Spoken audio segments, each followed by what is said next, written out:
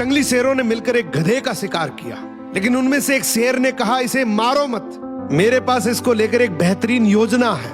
उस योजना के तहत शेरों ने गधे को अपने साथ रखा, उसकी देखभाल करके उसका विश्वास जीत लिया।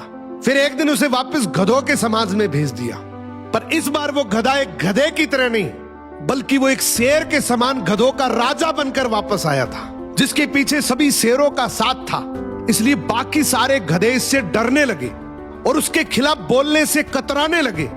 अब शेर जब जब उस गधों के झुंड को देखने आते, ये गधा अपने ही समुदाय के गधे को शेरों को खाने के लिए दे देता। ये गधा गधों के बीच तो एक शेर जितना ताकतवर बन गया था, लेकिन शेरों के बीच वो अब भी एक गधा ही था।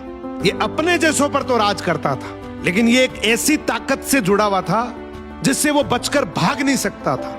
इसने हजारों मासूम गधों की कुर्बानी दी, सिर्फ ये सोचकर कि इससे मैं और ज्यादा ताकतवर बन जाऊंगा। एक दिन ऐसा आया कि सभी गधों ने एकजुट होकर उसका विरोध किया और ये ठान लिया कि इस बार शेर जब भी शिकार करने के लिए आएंगे तो हम में से कोई नहीं जाएगा, चाहे उसका परिणाम कुछ भी हो। अगले दिन जब शेर आए तो ये गधा अकेला ही खड़ा था, इसके पास कोई दूसरा झुंड नहीं था।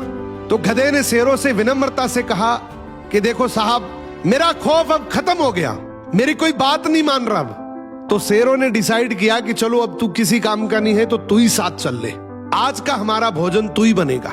इस तरीके से आखिर में इस गधे का भी शिकार हो गया। हर समाज के अंदर एक ऐसा गधा जरूर होता है जो अपने लालच के लिए, अपनी ताकत बढ़ाने के लिए अपने ही समाज को दांव पर लगा देता है।